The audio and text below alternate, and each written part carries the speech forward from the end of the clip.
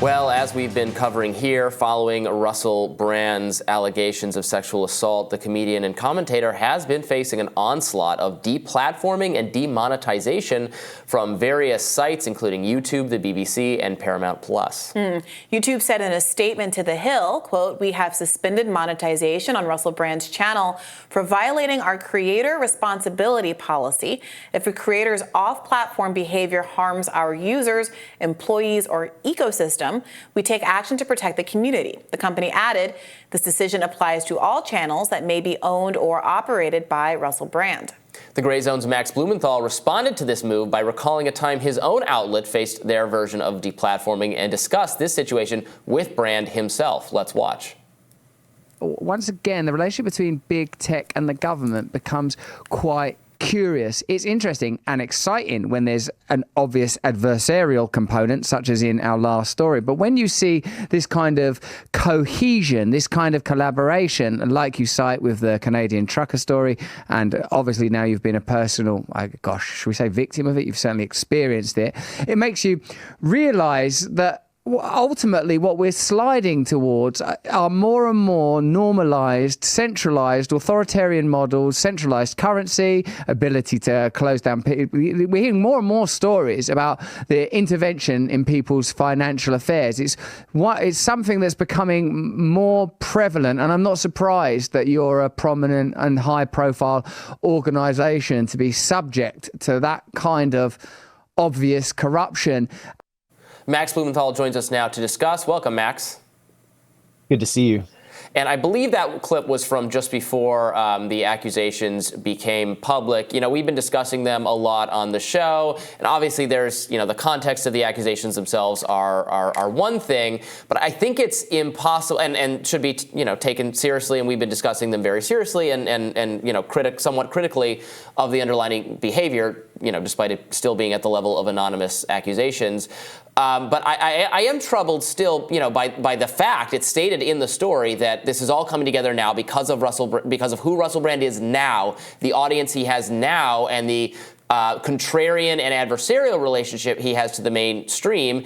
And then also that even if, you accept them as true, the accusations, which I'm not saying we're at the point where we should, but a deplatforming of his content, of his speech, his words, his things he's created, over that seems very coordinated and very troubling and illiberal to me. We wanted to give you a chance to weigh in since you have experienced some of this as well, as we just saw.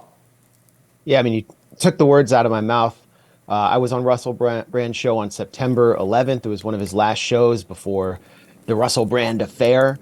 And we were discussing the Gray Zone being suspended or having its fundraiser suspended due to external concerns by GoFundMe and the whole way that crowdfunding companies were operating within the broader framework of the censorship industrial complex, where the state goes behind the scenes into the offices of Silicon Valley companies and tells them who to ban, who to remove. And we've experienced that constantly. So one thing is clear about the Russell Brand affair. Whatever the merits of the allegations are, and its trial by media, that he is being targeted because he has become perhaps the most prolific critic of corporate media, and as well as the war state and the Ukraine proxy war on the planet. Maybe he's second to Tucker Carlson, but he's clearly threatening some very powerful interests. And so he is being targeted in a coordinated fashion in the same way that he articulated somewhat ironically when he interviewed me. And it began through tabloid media in the UK. You could look at any newsstand in London the day the allegations hit. It was on the front page of every paper.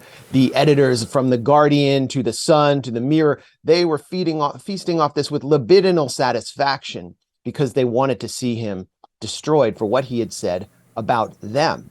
He had turned on Hollywood as well. So you saw all these prominent figures denouncing him, and he hadn't yet to receive due process. And as I expected, he was demonetized by YouTube, which is really the ultimate form of cancellation in our culture, because YouTube, which is owned by Google, is essentially the inner vortex of our digital commons, which are privatized yet controlled from the outside by powerful interests, including the Department of Homeland Security, British intelligence, and so on.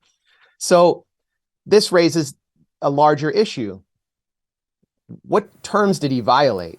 And YouTube says that he violated their rules for off-platform behavior, that you have to conduct yourself well off the platform. Well, if none of these allegations are confirmed and they haven't been seen through in a court of law, then who is Google and a bunch of anonymous corporate functionaries to determine if someone is guilty of essentially felonies?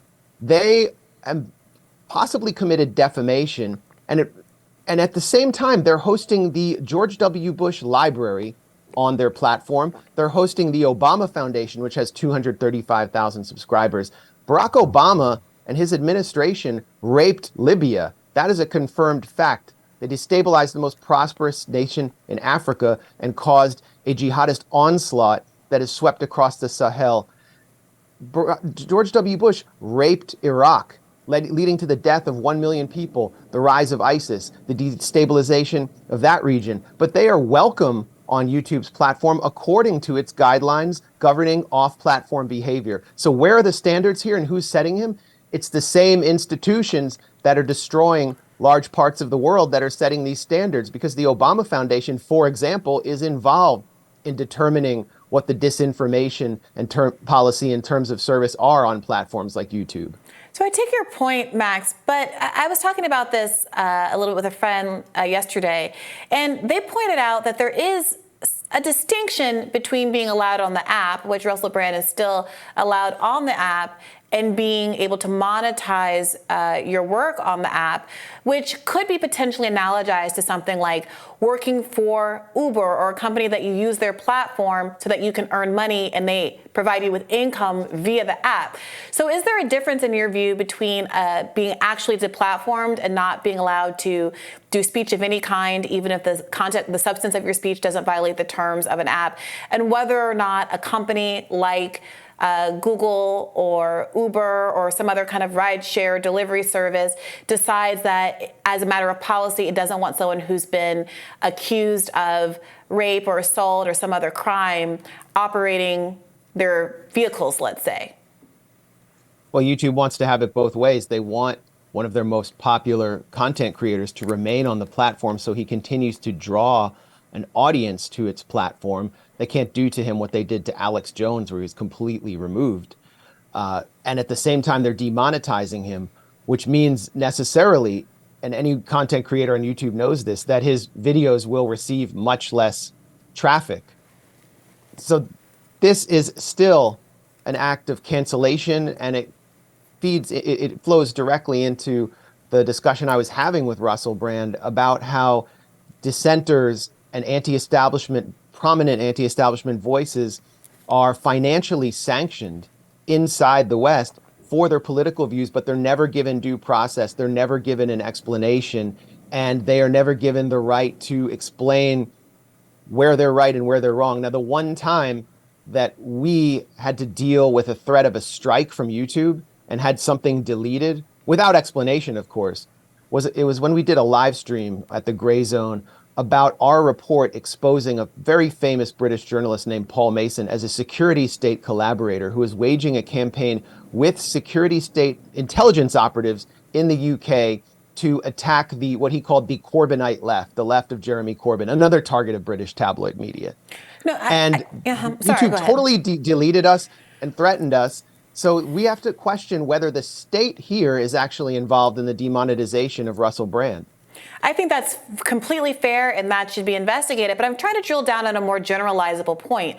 I have objected to, for instance, the withholding of what feel more like utilities, banking services, your ability to get on YouTube, to use the apps, to collect money through PayPal based on your underlying beliefs as very much an authoritarian move that I'm deeply concerned about.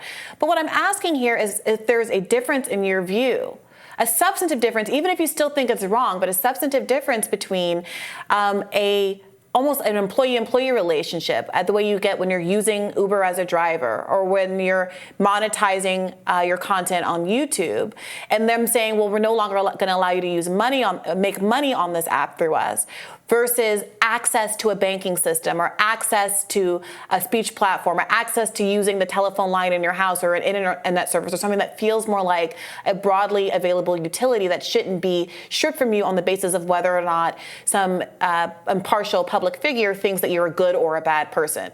Isn't that a meaningful difference?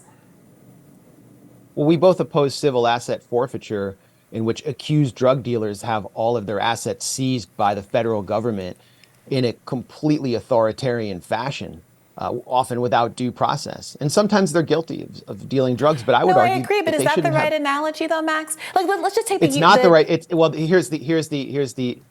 the point. That's something that happens in the public realm, and they supposedly get their day in court. But more and more people are forced to rely on an entirely privatized system, whether it's GoFundMe or YouTube, in order to earn a living because they are content creators. That's the way that people are going to deliver, their audience wants to deliver them support.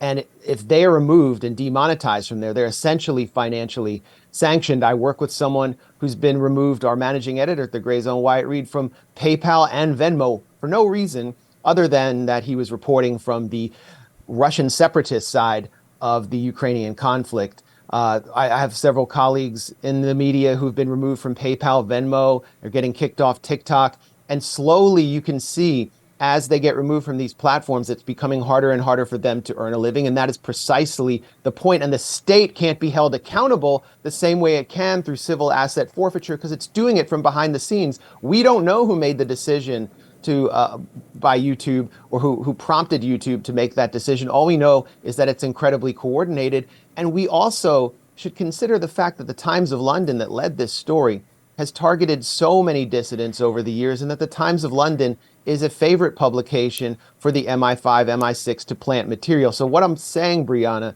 is that the state now has the convenience of removing people from being able to earn a living or from public view, canceling them and so on, without putting its fingerprints on it. Now, I'm not saying that's exactly what's happening with Russell Brand. I'm using his case to make a larger point. Yeah. I completely take that could be the case and that should be investigated. But I'm just trying to get to the bottom of what we do know right now. Go ahead. And it's a little bit different. I mean, what disturbs me about this specifically with Russell Brand is that on the social media platforms, they have speech-related policies. We disagree with a lot of those policies. This show has been a victim of those policies in ways I don't agree with. But when they deplatform Alex Jones, you can maybe disagree with that. But it's at least related to this potentially defamatory speech, the content he's producing on the platform. What I find so disturbing here is Russell Brand is being punished for content that may very well be bad. I guess it could very well even be criminal, but does not have anything to do with the content or the speech being posted on the platform, which gets into this whole, we have to go back and we have to destroy works of art or throw away DVDs of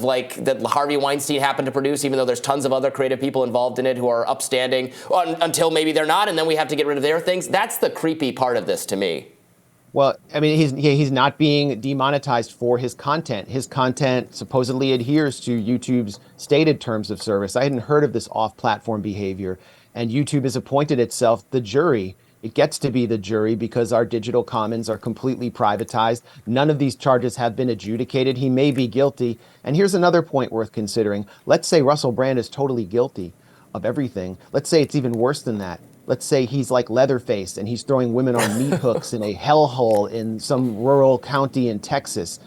Millions and millions of people will still not believe that that is true because the media, and specifically the Times of London and the Murdoch media, has lied them into so many disastrous situations. They lied about Jeremy Corbyn, the Labour leader, being an anti-Semite day in and day out. They lied the public into the Iraq War. They lied about Muammar Gaddafi giving his troops Viagra. They lied about Syrian chemical attacks to trigger Western intervention there. They lie day in and day out. Charlotte Wace, the lead reporter on the Russell Brand story, destroyed the life of a beautician in England, falsely claiming she was destroying women's faces with rogue Botox treatments.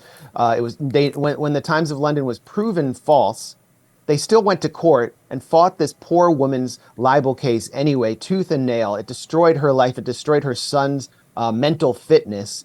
And that's the Times of London. They went after so many dissidents that I know with front page stories in over arcane themes that seem kind of irrelevant to the public, but which threatened the British intelligence services and British financial interests. And so the public will not believe anything about Russell Brand because of the way that the mainstream media has conducted itself.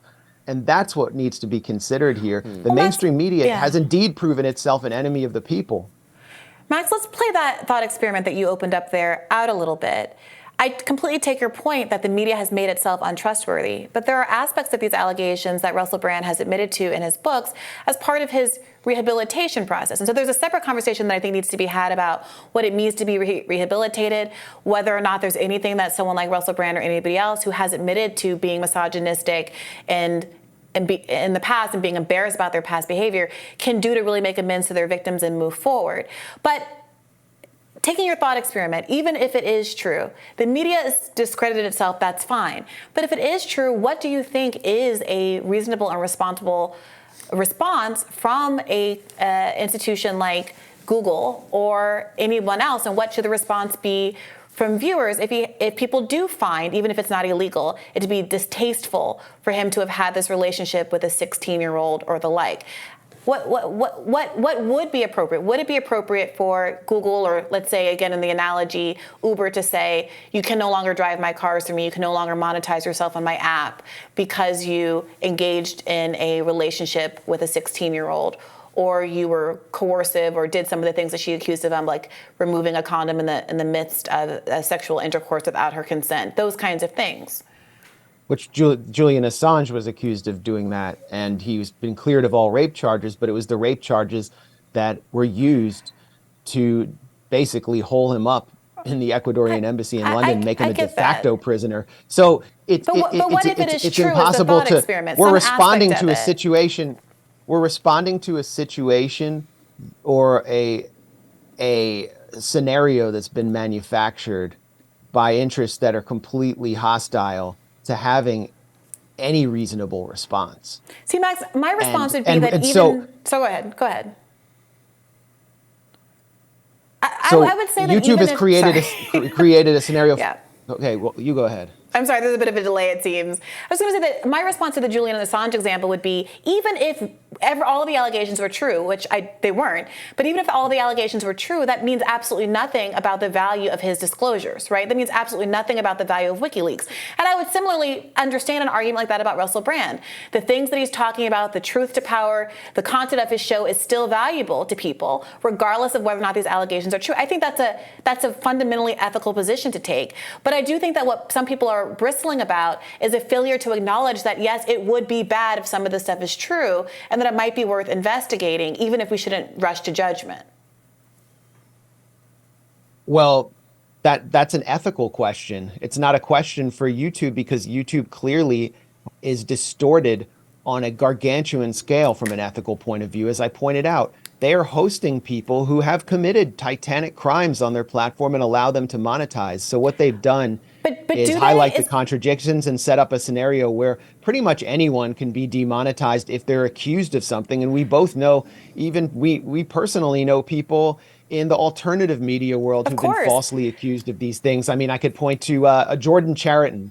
I mean, he attacks me constantly to get attention, but I don't mind pointing out that he was falsely accused in a horrific way, lost his job, and really had his career destroyed. He is able to monetize his channel. And Barack Obama, the examples that you were giving of all of these world leaders. Well, right now, Jordan Chariton, under these rules, would probably be demonetized just by being accused. And so it's important for us to demand due process and to call out the contradictions of this completely privatized, state-manipulated digital commons that does not serve us in any way. And that's why so many alternative platforms are being created, which creates another ethical dilemma. Yeah, I was just trying to make the point that Barack Obama is not, I agree with everything you're saying about him, and that obviously his crimes are worse than any individual crimes that Russell Brand or anybody else could be accused of, but that he does not have a YouTube page, as I understand it, and isn't monetizing anything, and so we don't really have that as a test case.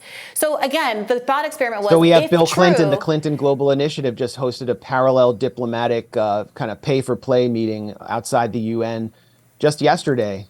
But Max, that's Bill not Clinton Bill has been Clinton's... accused by multiple women, and the Clinton Global Initiative and Clinton Foundation are able to monetize on YouTube. I mean, Right, where are the standards Max, here?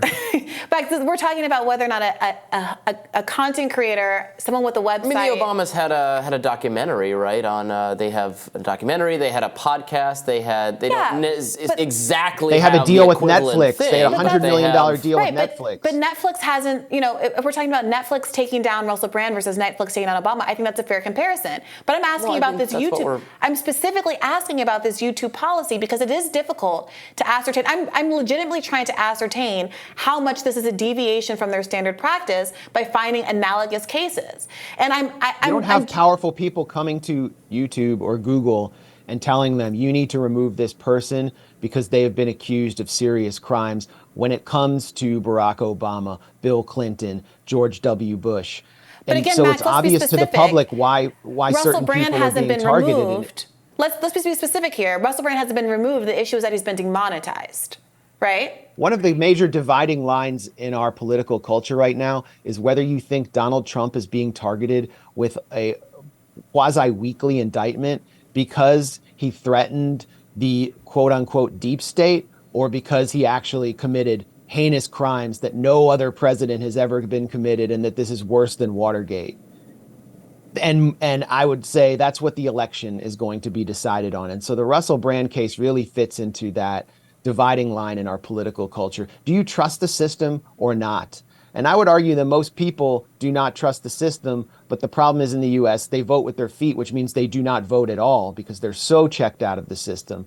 So here's a case where powerful interests are obviously coming to YouTube to shut down someone who may have actually done horrible things, but they're doing it not because he did those horrible things. This is well known in Hollywood. He's written about it. Everyone knew about his antics. Russell Brand was never shy about it when he attempted to rehabilitate himself.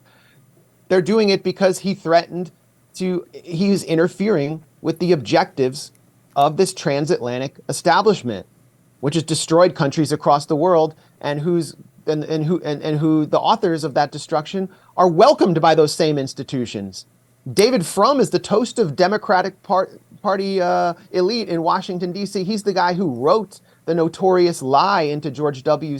Bush's speech that Iraq was involved in an axis of evil with weapons of mass destruction. Dick Cheney is still free to walk around in public. This is a guy who made billions of dollars off an Iraq war that he managed from day one, while possibly even outing a CIA operative, Valerie Plame, which should have been a crime. I mean, everybody sees it in the public that the people who are accused and the people who are demonetized and financially censored or politically censored are the ones that threaten the interests of the worst criminals and propagators of disinformation in our society who happen to be in control of the social media platforms. Well, we got to leave it there. Max Blumenthal, thank you so much for joining us. Thanks a lot.